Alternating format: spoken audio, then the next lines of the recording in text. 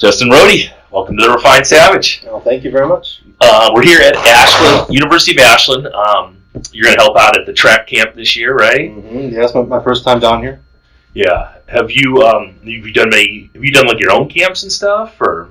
I've done a few small camps in the past. Usually, I would link it up with an athlete I had preparing for world championships or something like that, and I would let a couple of college kids or high school kids come along, right, to be in that atmosphere. But I've stayed away from having big camps until I get my facility.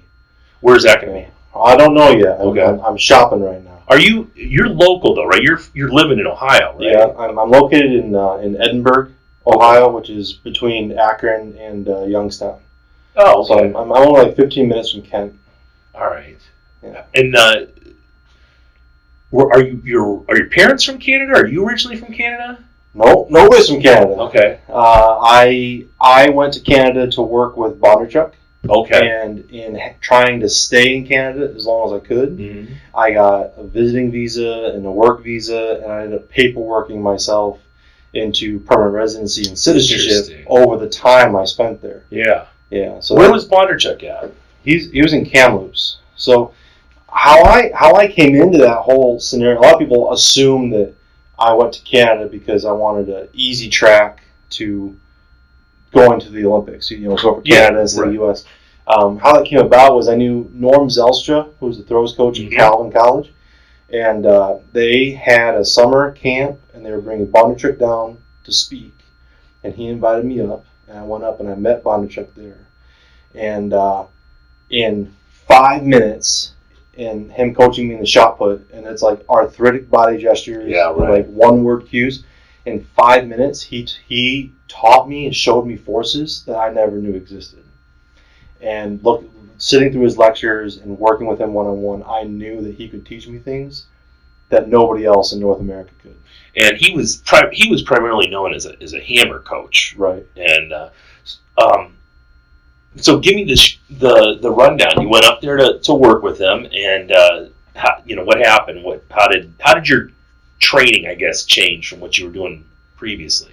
Well, previously it was a pretty standard model, 4 or 5 days a week, and lift and throw, but kind of general, like linear periodization progressions, and nothing too specific. Definitely wasn't doing a whole lot of over/underweight throwing. I moved to Canada, and from day one, it was 2 days of training, 2 trainings a day. We would go Monday, Tuesday, Wednesday, Friday, Saturday, AM and PM session. Throw and lift, or throw? Throw and lift in both sessions. Okay. So from the very get-go, it was, here's the training. He didn't even wait. I walked through the door, and he said, throw. Beginning right now. He handed me my first program, and I spent 6 months on ice. I napped and slept on ice for 6 months to adjust to the training load. Wow. And your body was just torn up, trying to get used to it. Yeah, it wasn't from crazy loads or anything. It was just the volume. It was my body physically changing and adapting to being a thrower. Mm-hmm. The idea of training to lift and training to be athletic and to throw, like in college, at least the way I did it. It was different than when you are a thrower. Right. When you do the professional throw, that's all you do, and it's not I'm a shot putter. It's I'm a thrower. Mm-hmm. And just my body adjusting to that training load. And I'm sure you had a great base coming out of college as far as just basic strength. I had a good base, but I was a D3 athlete with not really a real coach, and so I wasn't put through the meat grinder. Right. I wasn't burnt out, and that was kind of my saving grace, I think, was I had a base. I did a lot of stuff on my own, so I knew my body really well, and I studied training concepts, and so when I went to Canada with Bondarchuk, I was kind of like I was a good base, blank slate athlete for him. I guess that's probably the best way to be, right? Yeah. But when I walked in the door, I was only throwing 50 feet. Oh, shit. What did you throw in college? I threw 1807, so 59 change one time. Mm-hmm. And I did a meet right before I left for Canada. Everyone knew I was going to train post-collegiately, and I went to the Kent State indoor meet, and throwing my guts out, I threw 48 feet. Wow. before I moved. Can you imagine? I had $3,000 in the bank. I was moving across the continent to a different country to train post-collegiately, and I just done 48 feet. But my main motivator, I was going for knowledge. Yeah. I was going to learn about training, to learn to be a better coach. I from the start, I had no intentions of being a world-class thrower. Mm-hmm. I thought I wasn't genetically gifted enough to be that good. I had a lot of coaches tell me I wasn't big enough, I wasn't strong enough. Yeah. So that wasn't my mindset. It's an incredible leap of faith. Yeah, but I knew I had to do it. Like my last year in college and just being at home, I was looking for something different, something more. I was always striving for a very high end, Mm-hmm. right? And I wasn't finding it. And then that 5 minutes with Bondarchuk at the camp, and I said, this is what I can learn that nobody else in North America can get right now. Yeah. And that's why I went. He was such a valuable commodity when he came over here. I remember when he came over, and all of a sudden people were, oh, here he is in Canada, and I'm surprised. I'm surprised he wasn't around more. You didn't see him at more camps and clinics and seminars and things like that. Because the guy must have been just a wellspring of information that we didn't have here. Yeah, oh for sure. And there was a window. There was a small window. If you're an athlete, you wanted to go train with him. It was just like 3 or 4 years where the group was at its best, Mm-hmm. right? But he's the training model he runs. Like, there's not a whole lot of free time. He was kind of older too. So getting him out to camps and clinics and stuff was a little bit of a challenge for him. But a lot of times we go to competitions though, and other coaches would know who he was, and they'd come up to him and be, oh, Dr. Bondarchuk, I read your books, and he'd be sitting there in his chair, and he'd go, I sorry, no speak. So he's definitely kind of, a wellspring of information, but he knew when to keep quiet and, only share information at certain times with certain people. Yeah, wouldn't that be, it'd be a nice thing to have in your back pocket, just in general in life, to be able to do that. talk to people you didn't want to talk to. Yeah. Who else was up with that group? Was Kibwe up there when you guys? Kibwe came up. Let's see, about 5 months after I moved up there. Okay. Yeah, Kibwe and Crystal. Yeah. Crystal came up. Yeah, and let's see, Dane Miller was up there. Mm-hmm. He runs Garage Strength. And Ghostface Killah, right? Yeah, I've been trying. I'm gonna get a hold of him too. Eventually, get him on the podcast. Yeah. He and I lived together for about 2 weeks. He let me crash at his place. Yeah. Until I found my own. Is he working with that Peyton Montana? Mm-hmm. Yeah. What a monster that girl is. Yeah. He sent me film of her when he first got his hands on her. Yeah. He sent me film of her. And he said, "What do you think of this? Like, where should we start?" He kind of wanted. Yeah. I gave him some input from the very beginning, and she's changed a lot. Watching her, the thing that strikes me, that pops out in my head when I see her, is the amount of time she spends on the ground grinding against the floor. Whether it's the shot or discus, she's never off the ground for more than a fraction of a second, and she's always grinding. Yeah, I think that's where a lot of her technique comes from. Yeah, it's amazing. Yeah, that's a lot of stuff that came right at Kamloops, right from Bondarchuk, all the way back to the very first rotator in history. Mm-hmm. I did a lecture this last year tracking the rotational method. Yeah, wasn't the first guy to do it a Russian thrower? Yeah. I can't remember his name, but I've seen videos of it. Baryshnikov. That was it, yeah. Baryshnikov. Right. And Bondarchuk worked with him for a year or 9 months or so. And so when Bondarchuk, he originally came here to train Dylan Armstrong. Mm-hmm. Dylan Armstrong was the main person in the Kamloops group. Okay. He was a hammer thrower. Right. When he was younger. And Bondarchuk had him for just a few months, and he said, shot put. And that was a huge leap of faith for him. Sure, yeah, right. Derek Evely was Dylan's coach. I think Derek's just coming out with a new project on some of the periodization stuff with Bondarchuk's. Looks like they're gonna release some type of like an Excel computer model to kind of walk you through. Yeah, I've been trying to get a hold of some of Bondarchuk's books. Get them on Amazon for $200 or something. They're certainly not easily accessible. Yeah. You got to go right to the source. Yeah, might have to for sure. So how long were you up in Canada? Let's see. I went in 2008 and I left in 2015. So 7 years. How old are you now? 7 years. I'm 30. I tried not to ask you hard questions. I think I'm 33. I was born in 84. Yeah. 84. Yeah. Yes. Yeah, so 33, probably almost 34. Yeah. There you go. That's a tough one. Yeah. And I left. Yeah, I went and. Yeah, it was. I didn't know if I was going to stay for a month or 3 months. Kind of until money ran out. Yeah. My backup plan was to go down to Concordia and work with Mac Wilkins. Uh-huh. I was set on a sojourn for information, and where it ended up, I didn't know.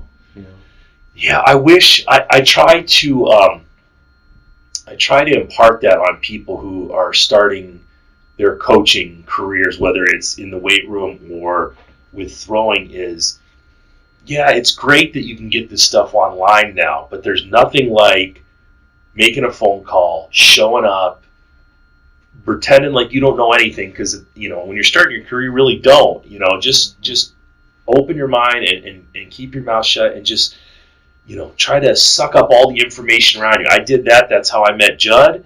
I did that with Louis Simmons at Westside. I would just show up and keep my mouth shut and just try to learn everything you can.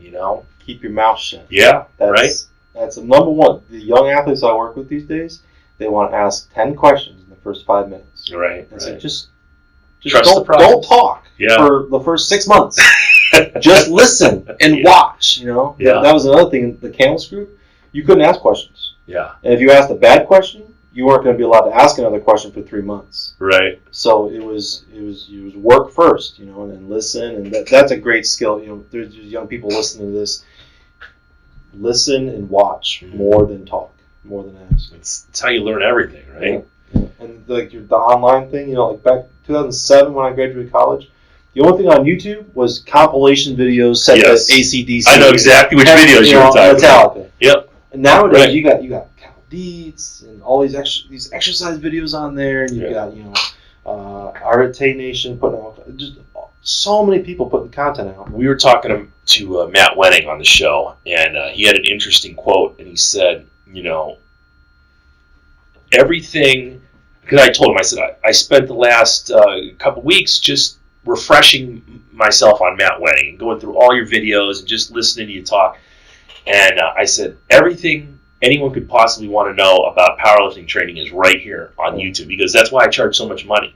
He goes, if you're going to make me regurgitate everything that's out there for free, I'm going to charge you an arm and a leg for it, because you should be smart enough to just go online, and it's all right there. He goes, I'm not going to tell you anything new.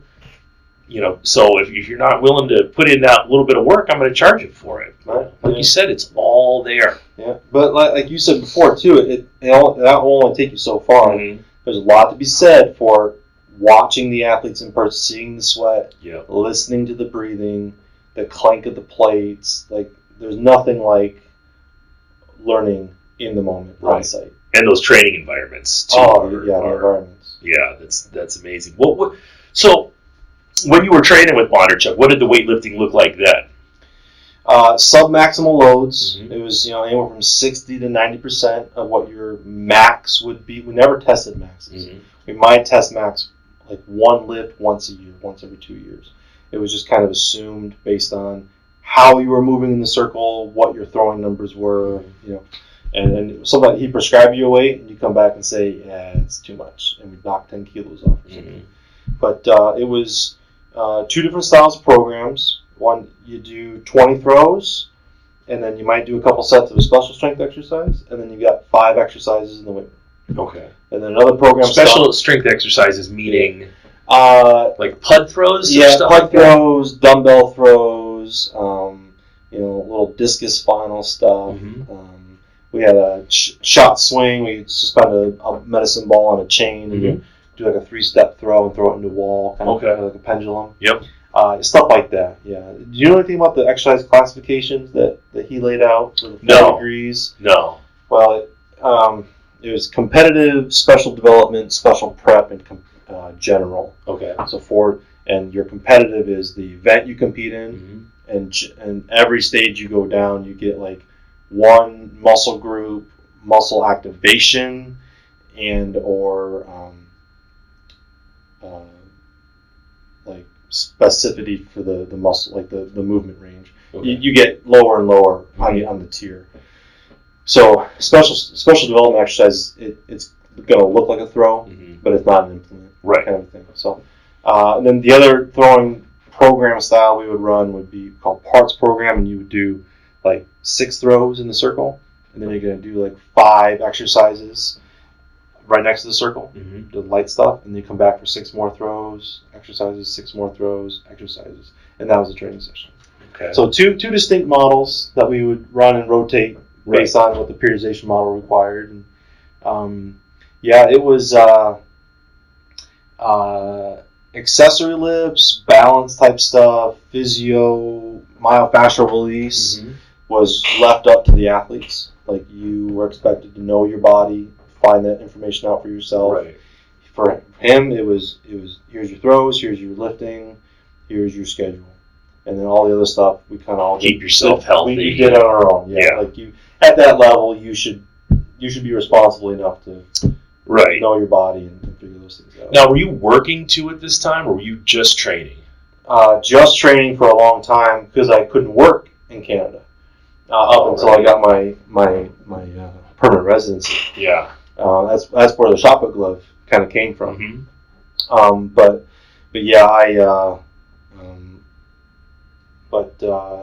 there was one point when I finally got my work visa. There was one point where I was training like 55 hours a week, and I was working about 42 hours a week. Wow. So that was right before I made my breakthrough to like the 21 meter range. I was throwing 20 meters, and I was doing that. I was training 10 times a week, which was adding up to about 50 hours. Right. So, and then plus a full-time job and then some. So it was like 35 to 45 hours a week. Yeah. I was working in a gym. And so that was the big grind. I did that for about 9 months, I think. Wow. Until I started throwing so far in training that I was like, I need to stop because I know I can throw. Did you get a boost after that? Get a little bit extra rest and recovery? And well, kind of, not really. I think I quit. I started reducing my hours. I knew I was going to throw A standard. And Bonachek was like, no. He's like, 2050, very big. Like, he's like, you're not ready. You're not going to do it. I was like, no, I'm ready. And let's see. I think I hadn't quit the job yet, but I went to a meet and I threw 2070. I came back and I quit the job. Yeah. And I said, okay, I'm done. And like you mentioned earlier about going to Canada, to make the team, it doesn't matter. I don't know what the Canadian athletic scene looks like as far as the shot putter when you were there, but you still have to make that A standard. Yeah. Even if you have the worst shot putters in the world in Canada, you don't make that standard, you don't get to go. Yeah. And the nationals, Olympic trials, the selection, it's easier. I threw 2030 to make it out of my Canadian trials. Right. You still have to have A standard. Right. You still have to, Canada has more hoops to jump through to be qualified to go to. They won't just send anybody. Yeah. They'll only send one person in an event. Yeah. If they don't think that you're ready to compete. Yeah. To actually be a threat for the podium. Right. It was, and that was why I threw for Canada was Canada's ahead of the game nutritionally. The nutrition science coming out of there is ahead of the U.S. At least it was then. Sport therapy is ahead of the game in Canada as opposed to the U.S. across the board. And then I had access to the Canadian funding and Bonachuk, and it was Canada made sense. They made who I was. They made me who I was. Yeah. There's no way I would have gotten to the level I was if I had stayed in the U.S. And what city were you in? A multitude of reasons. Kamloops. K-A-M. What province is that? Loops. It's in British Columbia. Okay. Yeah, it's about 3 hours from the border and about 4 hours from the ocean. Okay. From Vancouver. A little desert town. I experienced minus 60 Celsius in the wintertime, and I experienced about 46 Celsius in the summertime. Yeah. So it went from minus 60 to like 116 in the summer. Wow. It's a crazy swing. Yeah, that sure is. So you're up there. You win the nationals up there, the Olympic trials up there. I third or second. I can't remember. I think Tim Netto was in there that year. No, yeah. See, I think he beat me. Mm-hmm. He beat me at the trials. He got second, but Canada didn't take him. Right. Because I think he'd only thrown like 20, 30 or something. And did you made the standard after? Before. Okay, so you were set up real nice. Where yeah, all I had to do was be top 3, and I was gonna go because I had thrown 21:11 that year. I think I was ranked 9th in the world or something. 21:11, you said, right? 21:11, yeah, was my PR. And the training model that we had with Bondarchuk, I did 2 full training sessions the morning before my Olympic trials. Because if we didn't, there's no way I was going to throw over 20 meters at the trials. So explain that. What's the thinking behind that? And what would you do the morning of the... Well, I did like 15 throws, and then I did, I think, 2 sets of 5 exercises in the weight room.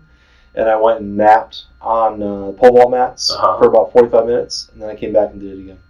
And then I rested for 2 hours, and then I did my competition. What's the thinking behind that? Okay. Is it a stim?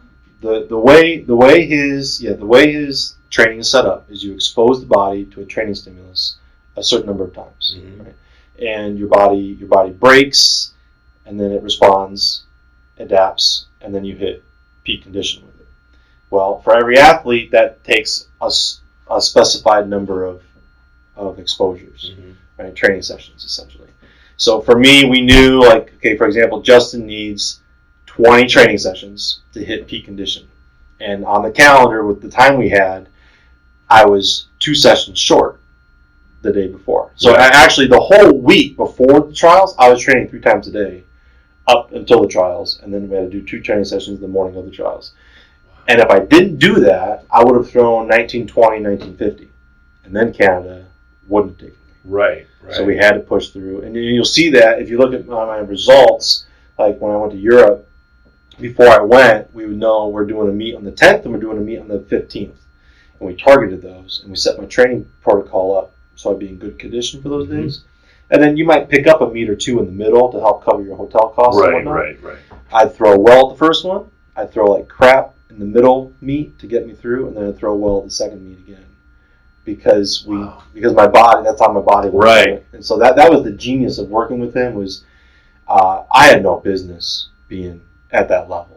And the further I get away from the training, the more I realized that I was tapped out, maxed out. Right. The only way I got to compete with the best in the world was because we knew exactly how to peak my body, and we knew exactly when to compete my body. It's amazing. It got down to that specific and that technical of you have to do this many sessions.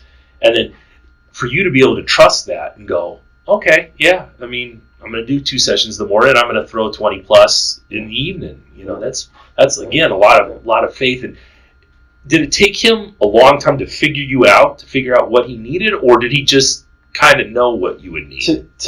With that type of system, it takes 2 years to learn everything you need to know. And you kind of get I'd say you get another piece of information on the athlete every 3 months. Every 3 months you get another little bit. After 2 years, you got to figure it out. Yeah, that's interesting. When I was coaching track and field athletes, some of them I would stim the morning of, and the morning of like the state champions or something, we would be doing snatches or something like that, real light. And some of them you couldn't touch a weight for 2 weeks before it, or else they would just fall apart. And it would take years to figure that out. Trial and error in the lead up to that, and that's like you said, that's a leap of faith to understand that session's those 2 sessions in the morning are gonna lead to a big throw later in the evening. Yeah. So you end up making it to London, and how does that go? What happens in London? 3 fouls in prelims. Oh shit! Bondarchuk and I had an argument. He said rest. I said I need to train. The day before. So all this time you're listening, and then when you get there, Mark, everybody tells you when you get to the games, it's going to be so much pressure, you can't freak out. Yeah. Right. Cool. When I'm faced with pressure, I get I get more stoic. Mm-hmm. I get the more pressure, the calmer I get. Mm-hmm. And in the 2 weeks before going to the games, it started, I watched every single person around me collapse under the pressure. Mm-hmm. Head coaches included, Bondarchuk included. I couldn't believe. I was like, "You've been to how many Olympic games?" The pressure was so huge. I watched everybody crumble around me, and before I knew it, it was maybe we made a mistake here. Maybe we should go do this. Maybe we should go do that. And it was like everything was changing. Oh yeah. And I said, we've ridden this horse this many years. It's worked every time, and so we came to a head. And I said, I need to train today. He said, no need to train. Rest.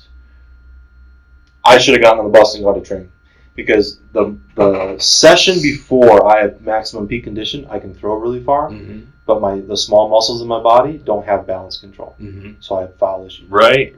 Wow. Prelims, there were only 3 athletes to throw over the auto qualifying line: the gold medals, the silver medals, and myself. And I just had the tiny little good throw and then tiny little bobble foot down on top of the toe work. It was the exact same results the session before peak condition. I needed, but see, Bondarchuk wanted peak condition for the final, Right. which would be considered a second session. Problem was, my safe throw was 1980. In 2012, my safe throw was 1960, 1980, which wouldn't make finals. Yeah. I knew I had to go after. I had to go all out. No safe throw. Anything over 20 meters in 2012 for me was not a safe throw. It was, pressing the stitches Right. all the way out. So that's what happened. Wow. Yeah.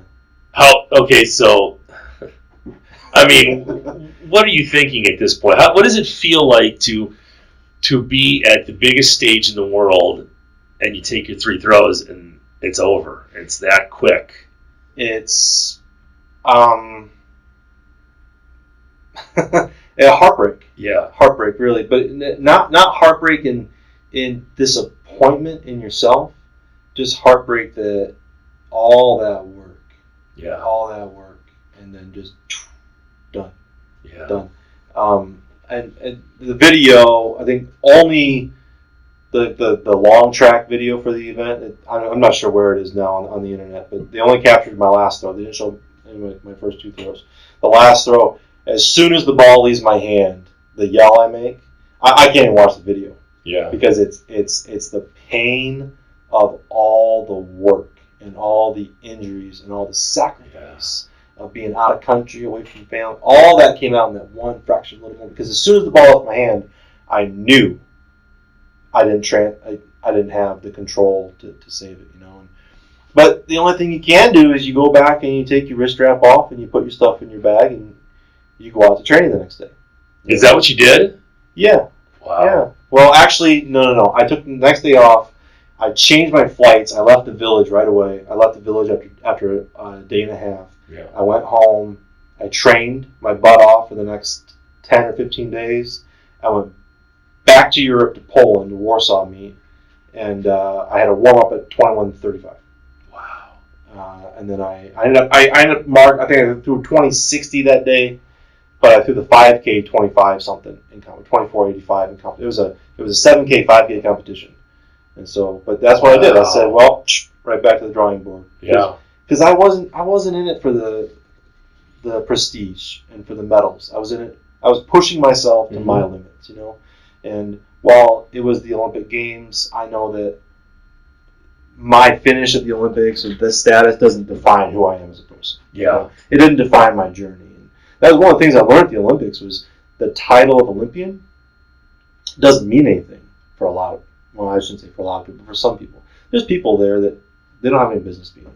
Right. They didn't struggle. They got the free write-in, or they got the equal representation type thing, or there's people there who top in the world, but they're running around with women every night. Yeah. And not respecting where they're at, not respecting their competitors. By not preparing yourself or bringing your best, you're not respecting the rest of the field. Yeah. I saw all that there, and so that was a true learning moment for me. Of the Olympic spirit, the Olympic moment, is not at the games. It's in the dingy Ashland Fieldhouse.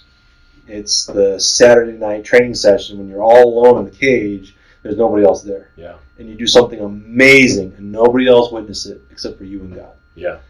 Those are the moments that make the Olympian. The Olympic spirit that we all identify with, that's where it's at. Yeah. It's not in the stadium. And that becomes,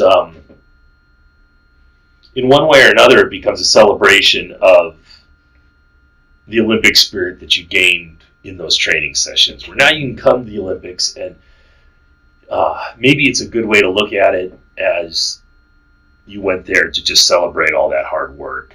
And if that means throwing your ass off and fouling 3 times and then coming back later and getting the marks you needed, you're still, it's still part of that celebration. Right. It's not the end-all, be-all, I guess, to athletic training. Yeah, that's right. And, I went into the Olympics knowing I belonged, knowing I was a threat for top 5. Third was going to be a long shot. Third, I was at the PR, throw 21:35, I thought, to get third. But I knew... very difficult in the Olympics. Yeah. I knew I was a threat for top 5. And for me, like just to be able to have that, coming from where I was in college and farm kid in Ohio, that's hell of a journey. That's worth everything. Who ended up winning that year?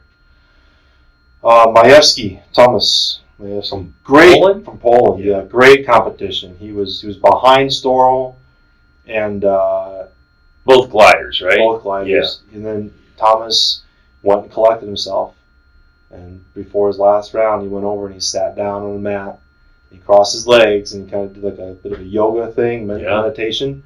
And he just sat there stoic for probably at least a minute, if not longer, And he got up and he made his throw. And he beat Storl by a few centimeters. Yeah. Not a ton, but that was a great moment to watch. Hard to watch from the stands. Yeah. But yeah, that was a great moment. I'll say Olympic Stadium, at least in London, okay. I know some other places they host, the stadium's not very full. In London, the energy in the stadium was like Ohio Stadium times 10. Yeah. Times 10. Like you couldn't even fathom it. Like the energy surging through your body. And it's not a normal sporting event. It's not just pure cheering and energy. It's an emotion. Like everybody is in. Yeah. Everybody is participating on the heartbreak. Yeah. On the track. Because you're out there, every athlete is exposing their soul, exposing their heart, showing you all the hard work, all the sacrifice they did. And the line, it's a hard line, and it's an immediate line of success and failure. And the whole stadium's in it. You can feel it. Yeah, and I would assume that makes the pressure just that much more. You're either going to take that and turn it into something amazing, or like you said, just completely fall apart like you watched people do the whole week. Yeah. And it's amazing how quickly the most stable people can fall to shambles. Yeah, and we've seen it just watching the throwing events in general over the years, and you've seen that over and over again. And the guy you think is going to come in and win the gold, doesn't, ends up in third because some guy from Norway handled it better, Yeah. And it can change day to day. Yeah. So after 2012, what did you do then? Big time training camp in Arizona, 3 months long. I was having huge numbers, great training. In March, I hurt myself in a training session, tore half my adductor off my pelvic bone, and we didn't know that was the extent of the injury. Mm-hmm. I kept training. I threw 5 weeks later. I threw a lifetime best 21:30, 21:29, and then the rest of the season kept getting worse and worse. And we found out what the injury was. Tried to come back for World Championships. I was ranked third in the world. Yeah. I didn't even get on the plane. Yeah. And then I recovered the next year. Athletics Canada stripped all my funding, stuck me with a bunch of medical bills. I did another big training camp, and I brought myself back to 21-meter shape. But the amount of debt and the cost of keeping my body going, I had $600 a month in therapy, and it was $1,100 a month to feed my body. That was the end. A lot of fucking money. That was the end. Yeah. Yeah, it's amazing. At training camps, I tell people, you want to go on training camp, a real one, it's going to cost you $100 a day. Mm-hmm. For the camp, that doesn't include your rent and stuff back home. Yeah, right. $100 a day for the camp. Yeah, a lot of money. A lot of money to perform at that level. At least for me, because I was pressing the envelope all the time. And that's say what you want about the different system. When the Soviets were doing that, and still to this day in probably in Russia and a couple other places, that's all taken care of. All these guys have to do is think about training. I remember hearing Yoel Romero on a podcast about being in the Cuban wrestling system, and everything was taken care of, but you were taken care of better if you were better. So if you were the top wrestler, you ate better than the guys below you, and then bred that I'm the fourth best wrestler, I want to eat as well as the first best wrestler. It just kept those guys grinding and going after each other. It's something you don't get in a capitalist society where you kind of have to make your own way financially. Mm-hmm. Mm-hmm. So you decided to hang it up after that, or? Yeah, well, all of that was kind of in my face, and the big thing, what really ended it, was when I started on the journey, I knew that when I was going to be done, it was going to happen fast. Mm-hmm. I didn't know when, but I knew it would be fast. Yeah. And best training camp I ever had in my life was in Tucson, Arizona, and it was the third month, halfway through it, and I woke up one day, and I didn't want to go to training, which was the first time ever. It wasn't that I was tired or I was sore. I didn't want to go to training. Mm-hmm. I thought, I got to a point, I was coaching I've been without Bonachuk for a year now. I was mostly coaching myself. Sean Denard was helping me. He's at Grand Valley State University now. And there's something weird about it. I have to listen to this. So it took me 3 days. I didn't want to go train for 3 days. And in the course of that 3 days, I had this fuzzy, emanating energy coming between my muscles and my skin. It was this really weird, warm, tingle. Mm-hmm. And at the end of 3 days, I said, I have to go to training now. If I don't go to training, I'm going to lose it all. I go to the track, I put my shoes on, tape on, everything ready to go. I pick up the shot, and it was never heavier before in my life. Wow. I picked it up, and usually when I picked the shot up, there was energy in there, right? You could feel all this power, energy. I pick it up, and it was just dead weight. And all that special energy, all that special fiber was gone. Yeah. It was gone. And I said, well, I guess it's over. Wow. And that's really how it happened. Yeah. So there was that moment and it was this weird tingle in my body, and I pick up the shot and it was gone, and just zero drive to throw anymore. Yeah. And that was separate from the financial issues, but kind of all that together, and it was time to. Yeah. And I'm on my road to recovery. When I got back to 21-meter shape, I learned that the person I had to become, the selfishness I had to have that performance for myself, I didn't want to be that. I didn't want to be that anymore. It didn't feel good on my heart to be like that anymore. That took me years, because I was 17 years as a pro Highland Games athlete, and I fueled that athletic performance out of anger and selfishness. It was, I didn't I had to not like the people I was competing against. I was constantly just trying to stuff people, and I'll show that guy, and when I retired, it was the same thing. It was like, I don't really care if I beat this guy today, and it was just done, And you're right, the amount of selfishness that you have to do that much training and ignore everything else around you and everyone around you to get you to that place where you're throwing those incredible numbers is it's not healthy. It's not healthy to live that way, for sure. Yeah. After that, I saw. Well, when did you pick up Highland Games after that? I've never competed in Highland Games. Oh, I just coach. Oh, okay. Highland Games athletes. Curtis Deroshay. He's Canadian. I coach him, and so I've gone to a couple events and stuff, and so that's what I just coach Highland Games. Coached it. You ever thought about picking it up? People always try to get me to do it, and I still, It's even hard for me to get on the rower for half an hour now. Oh, I get you. My body, I don't know about you, like when you stop training, competing, my body I would get sick if I worked out because my muscles just wanted to explode all the time. Okay. I couldn't work out normal. Right. I kept over revving my heart, my engine.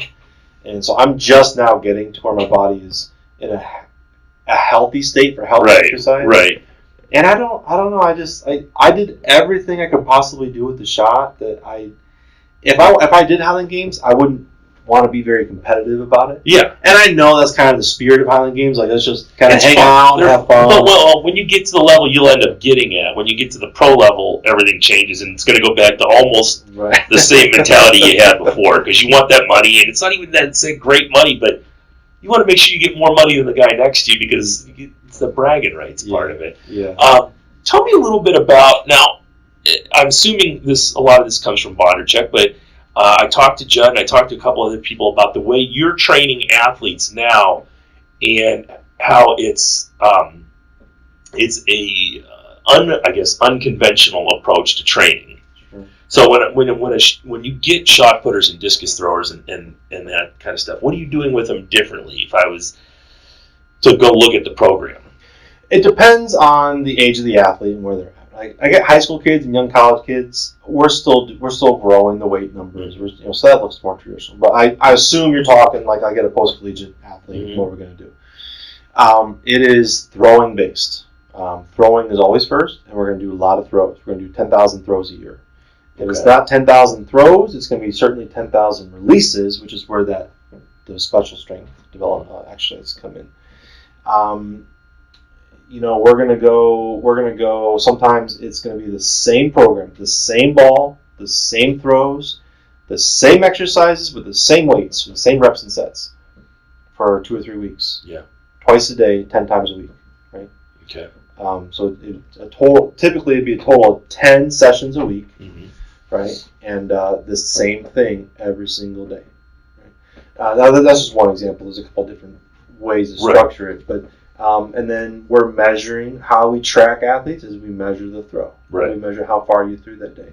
And that's how we know how the program is affecting you as a thrower. It's affecting the throwing result. We track the throwing result. We grow the throwing result, assuming that you've got the strength, you've got the base that you need, right? And most of what I do with my post-collegiate athletes, it is in building speed, power in the lift. And are you still looking at 70 to 90% ranges like you were when you were with Bondarchuk? Yeah, that range. But most of the time, I'm looking for a certain speed zone on the bar, mm-hmm. right? I don't care if you can bench 180 kilos. I care how fast you can bench 130. Are you using like a Tendo unit, or are you just kind of eyeballing it? At this point, it's just eyeball. And when you get to this point that we've seen so many lifters, you know what fast looks like. Right, yeah. And I mean, it's nice to have some of those devices to do some measurements once in a while. You do a little bit of research and data, Yeah. But yeah, most of the time it's just eyesight, Are you doing traditional lifts at the lower percentages? For instance, are you front squatting and doing power cleans and bench presses? Front squats, way more than back squat. Step ups, more than back squat. Okay. For throwers. Most of everything is at half squat level. Mm-hmm. Hardly ever go to full squat. Some of that's some of the ancillary exercises we'll use to turn on the glutes. Because when you throw a lot, you do a lot of half squats, your glutes will turn on. No bueno. So we'll do a lot of stuff to keep the glutes going, but most of it's half squats. And the reason for that is you throw from half squat, right? Yeah. You need to, when you come out of the back and you land, you have to be able to stop force in that position. Right. Most of the Olympics are from hang. Mm-hmm. Hang Olympics with high catches. I don't like to do a whole lot of deep catches. Good for athleticism, good for strength, but it doesn't translate to throwing. I agree 100%. Everything we do translates to the throwing result. Because you don't have time. You don't have time to spend 5 hours in the gym. You don't have time to recover from all that stuff. You gotta put the gas on and do what matters, do what's gonna get the ball out further, get the disc out further. And it's just I have to stress how much it is. It's 45 to an hour throwing, and it's 45 to an hour in the weight room, and you're done. You're gone. Twice a day, though. twice a day. Mm-hmm. That's one session. Yeah. You go home, you have a nap, you have lunch. When you have lunch, have a nap. You come back for second session. You have a nap to reset the growth hormone, and just refresh yourself a little bit. And you come back to the second session. That's really interesting. And I may come down and hang out with you for a little while and just watch some of it, because I'd be really interested to watch some sessions. Yeah. I had a coach, a fairly well-known coach in Ohio, at the collegiate level about a year ago. We were having a conversation, and they said to me, "Well, Justin, you can't train shot put more than 2 days in a row." I just was thinking, like, I just made a career out of. What was his thinking about not more than 2 days I threw in a shot row? put 21 times in a week. I was a high school kid who threw it 5 days in a row. Right, and that's why there's no hard rules. It's your body will adapt to what you stress it toward. I couldn't agree more with that. And the only trick is you have to stress it to the point of not breaking. Yeah. That's the only trick. Yeah, that's amazing when I'll get an athlete in, and it's just common sense. They start with the volume and they're dying after the first few weeks, but after a while, that volume becomes what you train to do, and it's just a matter of getting through those first few weeks to adjust to it. Is all. Yeah. I slept on ice for 6 months. Yeah. I slept on ice. If I lived closer to home, maybe I would have quit. I don't know. But the part of I went so far away, there was no turning back. Yeah. And so it was do or die. It was burning the ships at the walls, right? That's right. Yeah. So, but yeah, and that's the time aspect. Young athletes today, they're so afraid of time. Mm-hmm. Like, let things develop. Commit yourself to something for a while. Patience. Yeah. It takes a long time to master something. That's another. When I train my athletes, it's all about skill mastery, sport mastery. Like, you are going to become an expert at this exercise. Mm-hmm. You're even going to become an expert at how to change the plates in the weight room, right? That's another big thing I talk about is with training my athletes is efficiency, right? Like, you throw your ball in your last throw and want to take the tape measure out. Don't walk out and get your ball and come back in and get the tape. No, take the tape now. Mm-hmm. Bring your ball in, right? You have exercises where you have to throw the ball. Go in a circle around the pit. Don't walk out and get it. Sure. And come back. Just little stuff like that, And that's the stuff you learn over time. Yeah. You can't learn that stuff in a day or two or a month. Now, you talked about looking for locations. Do you have a place you're training athletes that's your own right now? Right now, I train throwers at Ravenna High School. Okay. It's a black-topped right around the circle. Yeah, sure. Right next I've to been there. Yeah, shade trees. It's great. No lock gates. Mm-hmm. And then my gym is about a 15-minute drive from there. I have a 4-car garage with high ceilings. I have all my stuff in there. Perfect. So and it's right at my house. So, yeah. So I'm looking for a property. I'm gonna combine, like, it's gonna be where I live. I'm looking for big, semi truck base. Yeah. We've got we've got 6,600 square feet with 22-foot ceilings. Yeah. So my son throws indoors there, and then he goes over and squats and pulls. It's right there. It's and they're cheap. You'll find them everywhere. Yeah. So that's what I'm looking for, property like that, and I want to set up about in Chula Vista, the Olympic Training Center. They've got 25 meter by theirs is probably about 80 meters wide. Cinder throwing area. Oh, wow, yeah. And that's great for throwing, auxiliary work, Highland Games stuff, mm-hmm. right?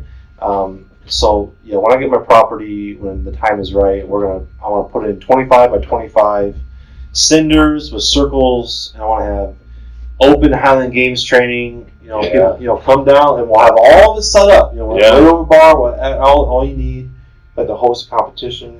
We'll talk some. I'm just here. Yeah, that's the kind of stuff I have coming down the pipe, But I think I want to stick with the by appointment format. I'm not going to go to open membership format. Yeah. I might do like open high school. Well, you're still in this area is between your ears. It's not the amount of equipment you have in your gym. Anyone can get that. It's what you're going to give them as a coach. So I would value that over everything. Yeah. Let's end on the shot put glove. Tell me about this, because it was Jed and I were just talking about it out in out in the throwing area out there that I think it's ingenious. I would like to see them use it in competition to save some of these people's hands. Yeah. Go ahead and talk to us about that.